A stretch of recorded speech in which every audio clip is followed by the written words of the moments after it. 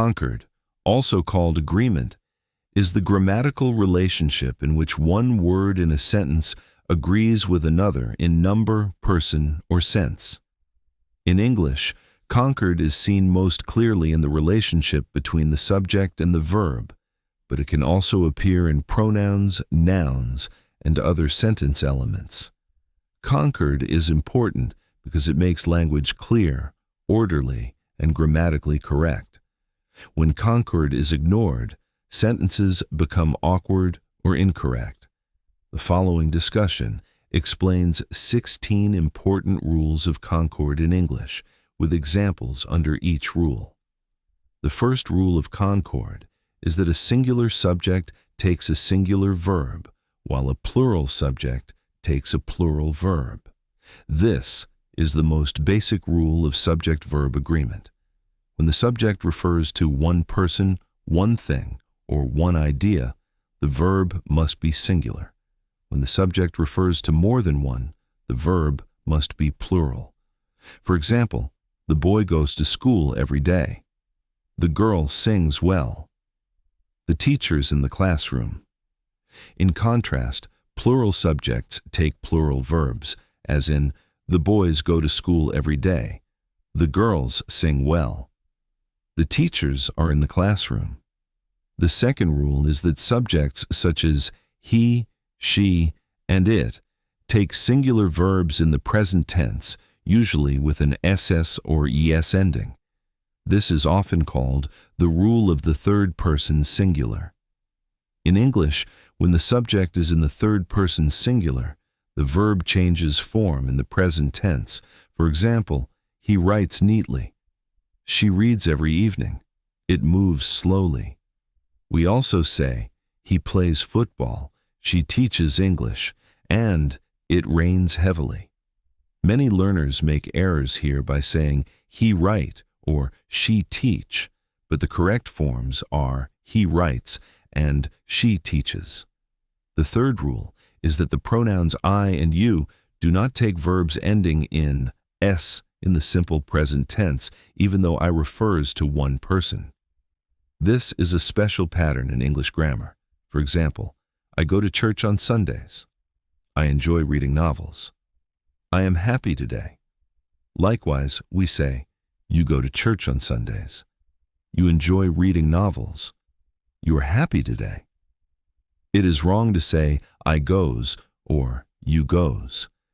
The fourth rule states that when two or more singular subjects are joined by and, they usually take a plural verb because together they form a plural subject.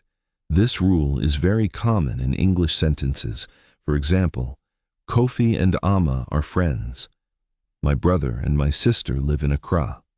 The lecturer and the students have arrived. Similarly, we say, bread and tea are ready. The dog and the cat play together. And justice and fairness are necessary in leadership. In all these cases, the compound subject is treated as plural. The fifth rule is that when two singular nouns joined by and refer to the same person, thing, or office, they take a singular verb.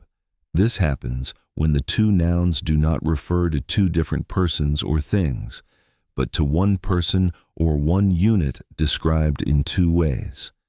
For example, my friend and advisor is here. This means one person is both friend and advisor.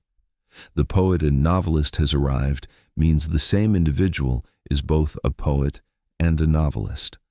Rice and stew is my favorite meal may be treated as a single meal concept. Likewise, the founder and chairman has spoken if both titles belong to one person also takes a singular verb. The sixth rule of concord concerns subjects joined by or, either or and neither nor. In such structures, the verb agrees with the subject nearest to it. This is known as the rule of proximity. For example, either the teacher or the students are coming. Here, the subject nearest the verb is students, so the plural verb are is used. Either the students or the teacher is coming. Here, the subject nearest the verb is teacher, so the singular verb is used. Neither Kojo nor his friends were present. Neither the boys nor their mother was at home. Either my sisters or my brother has the key. In each case, the nearest subject controls the verb. The seventh rule is that indefinite pronouns such as everyone, everybody, someone, somebody, anyone, anybody, no one, nobody, each, either, and neither are treated as singular and therefore take singular verbs. Even though some of them may seem to refer to many people, grammatically they are singular. For example, everyone is ready. Somebody has called my name. Nobody knows the answer. We also say, each of the candidates was interviewed. Anyone who wants to go is free. Neither of the two books is mine. Many students mistakenly use plural verbs with these pronouns, but singular verbs are correct. The eighth rule is that some indefinite pronouns can be singular or plural depending on the noun or idea that follows them. Words like all, some, none, most, any, and more may take either singular or plural verbs depending on whether they refer to countable or uncountable nouns. For example, all the water is gone, because water is uncountable and singular in sense. All the students are present, because students is countable and plural. Some of the milk is sour.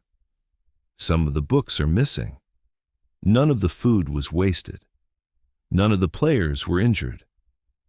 The governing factor here is the noun that follows the pronoun. The ninth rule is that uncountable nouns normally take singular verbs. These nouns refer to things that are not usually counted one by one. Such nouns include information, furniture, equipment, advice, luggage, baggage, machinery, bread, and homework. For example, the information is accurate. The furniture is expensive. My advice is simple. We also say, the equipment has arrived. Bread is sold here. Her luggage was delayed. These nouns are singular in grammar even when they refer to large quantities. The 10th rule is that collective nouns generally take singular verbs when the group is considered as one unit, but they may take plural verbs when the individuals in the group are emphasized. Collective nouns include family, team, committee, audience, class, jury, and government. For example, the team is winning the match. Treats the team as a single unit. The committee has made its decision, also treats the committee as one body. The family lives in Cape Coast, views the family as one unit.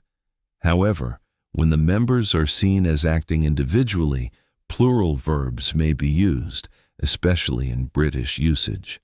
The team are arguing among themselves. The committee have disagreed on the issue. The family are planning their separate vacations. Meaning determines the form of the verb here. The 11th rule is that expressions of time, money, distance, weight, and measurement are usually treated as singular when they represent one whole amount or unit. Even if the expression looks plural, it may take a singular verb if it is being considered as one quantity. For example, 10 years is a long time to wait. 500 cedis is enough for the trip. 20 kilometers is too far to walk. Likewise, 2 hours is not enough for the exam. 50 kilos is a heavy load, and 10 liters of water is sufficient for the journey. The whole amount is treated as one unit, so a singular verb is used. The 12th rule is that titles of books, novels, plays, poems, newspapers, films, and other works of art usually take singular verbs, even when the titles appear plural in form. This is because the title is treated as one unit or one work. For example, Things Fall Apart is a famous novel. Gulliver's Travels is interesting. The Chronicles of Narnia was adapted into film. We may also say, Selected Poems is on the table. Great Expectations is studied in many schools, and The Daily Graphic is widely read. Though some titles look plural, the verb remains singular. The 13th rule is that nouns ending in s are not always plural.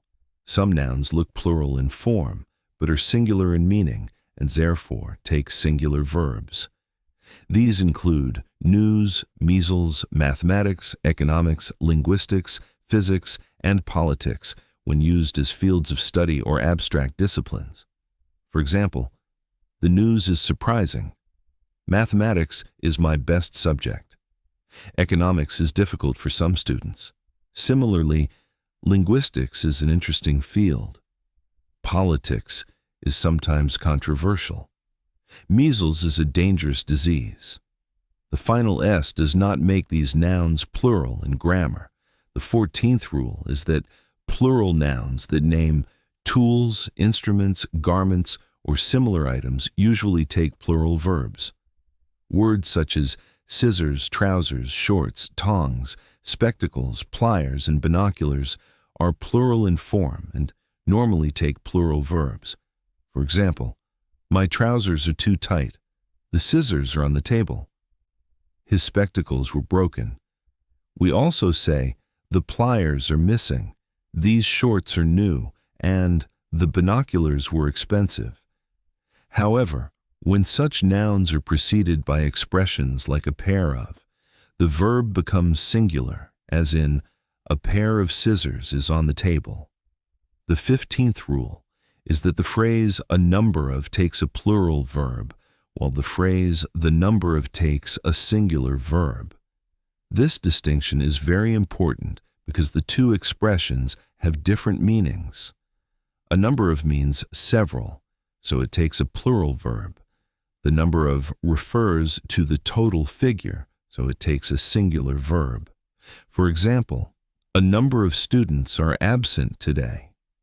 A number of books have been donated. A number of workers were dismissed.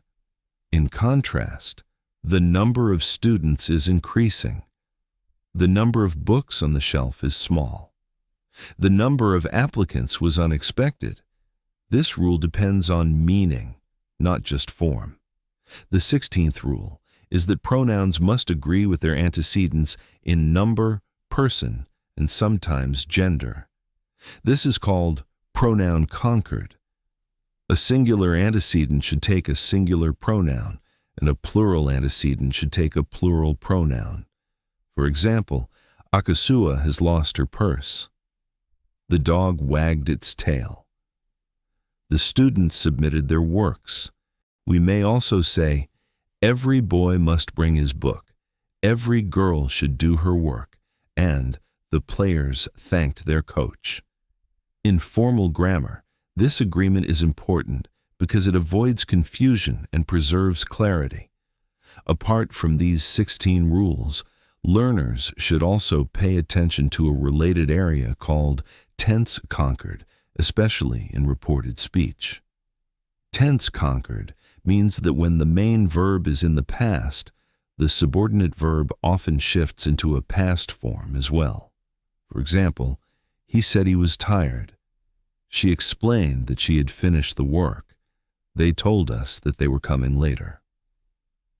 This is not the same as subject-verb concord, but it is another important form of grammatical agreement in English. It is also useful to remember some common errors in concord.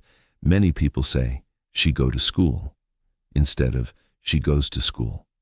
Others say, each of the boys have a pen, instead of each of the boys has a pen. Some also say, the list of items are on the table, instead of the list of items is on the table. In the last example, the true subject is list, not items. For this reason, learners should always identify the real subject before choosing the verb. In conclusion, concord is one of the most important areas of English grammar because it ensures balance and agreement between different parts of the sentence. A good understanding of concord helps learners to speak and write correct English with confidence. The major rules include agreement between singular and plural subjects and verbs, the use of third-person singular verbs, the special forms with I and you, compound subjects joined by and singular ideas expressed by compound nouns, the rule of proximity with either and neither, nor singular indefinite pronouns, variable indefinite pronouns, uncountable nouns, collective nouns, expressions of time and measurement, titles, nouns that look plural but are singular, plural-looking instruments in garments, the distinction between a number of and the number of, and pronoun Concord. When these rules are learned carefully and practiced regularly, correct English becomes much easier to use.